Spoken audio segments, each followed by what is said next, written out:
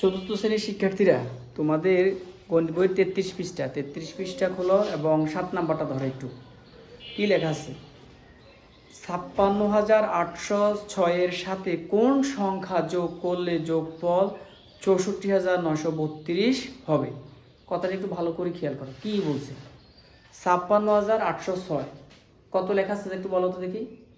56,806 এর সাথে আরো কত যোগ করলে, আরো কোন সংখ্যাটি যোগ করলে এটা হবে 64,932। আচ্ছা, আমরা সংক্ষেপে তোমাকে বলি। তোমাকে যদি আমি বলি 8-এর সাথে কত যোগ করলে 10 হবে, তখন তুমি কি করবা? 8-এর সাথে কত যোগ করলে 10 হবে, তখন আমরা কি করি? 8-এর সাথে কত যোগ করলে 10 হবে, তখন আমরা কাজটা কি করি? আমরা যে 10 থেকে 8কে বিয়োগ করে দিই। তাহলে আমরা তখন করি যে 9, 10, 2 কত? 2। কিন্তু আমরা তখন কি করি? বিয়োগ করি। কি করি? 10 থেকে 8কে বিয়োগ করি। এখানে আমরা বড় সংখ্যা থেকে ছোট সংখ্যাটা বিয়োগ করে দিলে তখন আমরা বলবো যে আমাদের আর এত প্রয়োজন। এখানে 56,806 এর সাথে কোন সংখ্যা যোগ করলে 64,932 হবে? তাহলে এটাকে আমরা একটা লাইনে কমপ্লিট করে দিই। 7 নাম্বার আমরা লিখতে পারি নির্ণয় সংখ্যাটি। নির্ণয়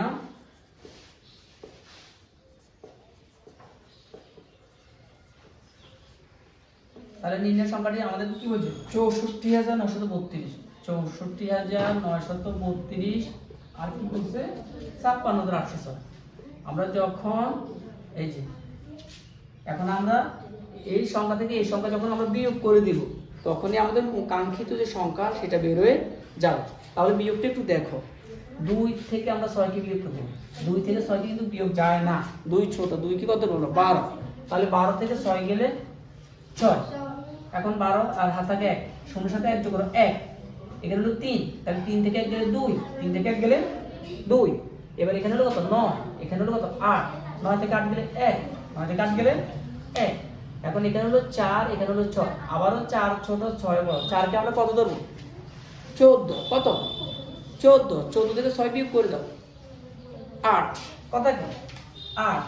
এখন ওই যে 4 কে আমরা 14 ধরলাম 1, সে এক আছে 5 আর 1 6। তাহলে এখানেও 6, এখানেও 6, 6 6 6 থেকে 6 গেলে 0, 0 আর লাগবে না।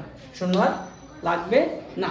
আবার একটু বলি, 2 কে ধরলাম 12, কারণ 2 ছোট। 12 থেকে 6 গেলে 6 থাকে 1, 3 থেকে 1 গেলে 2, 9 থেকে 8 গেলে 1, 4 কে ধরলাম 14, 14 থেকে 6 গেলে 8 থাকে কত? 1, 5 আর 1 6, 6 6 0। তাহলে 8,126 হলে 64,932 হবে। এটাই উত্তর। ঠিক আছে, উত্তরটা লিখে ফেলো।